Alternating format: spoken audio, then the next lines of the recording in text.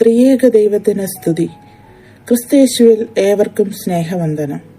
നാം വീണ്ടും ഒരു വലിയ നോമ്പുകാലത്തിൽ കൂടെ കടന്നു പോകുന്നു. ഈസ്റ്ററിന് തൊട്ടു പിറകിലുള്ള 50 ദിവസങ്ങൾ കണക്കാക്കിയുള്ളതാണ് വലിയ നോമ്പ്. കാൽവരിയിലേക്ക് സഞ്ചരിക്കാനുള്ള സഹനശക്തിയും ഊർജവും നമുക്ക് ഈ വലിയ നോമ്പിൽ നിന്നും കിട്ടണം. ക്ഷമയും കരുതലും പ്രത്യാശയും പാപപരിഹാരവും സഹനവും എല്ലാം നമുക്ക് കാണാൻ കഴിയുന്നിടമാണ് കാൽവരി. കാൽവരിയിലെ മരണം അല്ല, ഉയർപ്പാണ് നമ്മുടെ പ്രത്യാശ. ആ പ്രത്യാശയിലേക്കാണ് ഈ നോമ്പ് കാലയളവ് നമ്മെ കൊണ്ടുപോകുന്നത്. ധ്യാനചിന്തയ്ക്കായി വിശുദ്ധ യോഹന്നാൻ എഴുതിയ സുവിശേഷം 11 അധ്യായം 25 വാക്യം. യേശു അവളോട്, ഞാൻ തന്നെ പുനരുത്ഥാനവും ജീവനുമാകുന്നു. എന്നിൽ വിശ്വസിക്കുന്നവൻ മരിച്ചാലും ജീവിക്കും. വിശ്വാസത്തിന്റെ പൂർണ്ണത നമുക്കിവിടെ കാണാനായി സാധിക്കും. പുനരുത്ഥാനത്തിലുള്ള വിശ്വാസത്തെ യേശു തന്നോട് തന്നെ ബന്ധിപ്പിക്കുന്നു. തന്നിൽ വിശ്വസിക്കുന്നവരെ ചേർത്ത് പിടിക്കുന്ന യേശുവിനെ 11 അധ്യായത്തിൽ നമുക്ക് കാണാനായിട്ട് കഴിയും. ദൈവസ്നേഹം തിരിച്ചറിഞ്ഞ ബഥാനിയ യേശുവിന്റെ പാദങ്ങളിൽ സുഗന്ധ തൈലം പൂശുകയും ആ പാദങ്ങൾ തലമുടി കൊണ്ട് തുടയ്ക്കുകയും ചെയ്ത മറിയയുടെയും സഹോദരങ്ങളുടെയും ഭവനം, മനുഷ്യസ്നേഹത്തിന്റെയും ദൈവസ്നേഹത്തിന്റെയും സൗന്ദര്യം നിറഞ്ഞു നിന്ന ഇടം.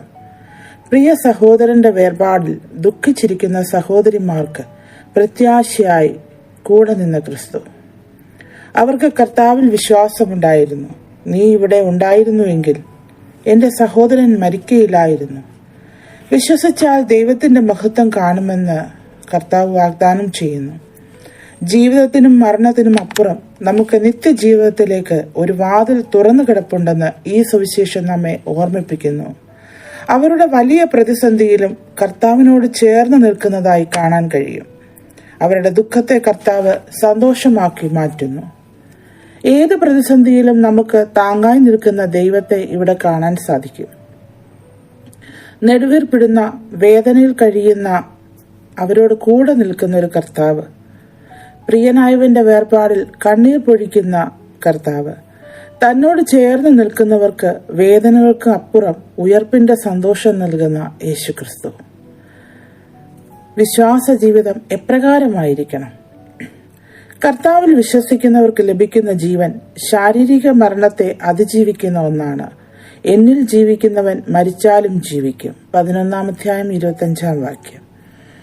പുത്രനിലൂടെ നമുക്ക് നൽകപ്പെട്ട പിതാവായ ദൈവത്തിന്റെ സ്നേഹം നാം സ്വീകരിച്ച് അവന്റെ കൂട്ടായ്മയിൽ പങ്കുചേരുന്ന അനുഭവം ആകണം നമ്മുടെ ജീവിതം. യേശുവിനെ സ്നേഹിക്കാനും അവന്റെ ഹൃദയത്തിൽ ഒരിടം കണ്ടെത്താനുമാകണം. നമ്മുടെ വേദനകളും പ്രയാസങ്ങളും കർത്താവിനെ അറിയിക്കണം. മരണത്തിന്റെ വേദനയിലും നിരാശയിലേക്ക് പതിക്കാതെ യേശുവിനോട് ചേർന്ന് നിൽക്കാൻ നമുക്ക് സാധിക്കണം. ക്രിസ്തുവിന്റെ ജീവിത സന്ദേശം ജീവിതത്തിൽ കൂടി പകർത്താൻ കഴിയണം. മാനസാന്തരത്തിന്റെയും അനുതാപത്തിന്റെയും ദിവസങ്ങൾ ആണ് ഈ നോമ്പുകാലം. അത് വിശ്വാസത്തിൽ ബലപ്പെടുവാനും രക്ഷയുടെ പ്രത്യാശയിലേക്ക് വളരുവാനും സ്നേഹത്തിലായിരിക്കാനും നമുക്ക് ഓരോരുത്തർക്കും കഴിയട്ടെ. അതിനായി ദൈവത്തിന്റെ കൃപ എല്ലാവരോടും കൂടെ ഇരിക്കുമാറാകട്ടെ.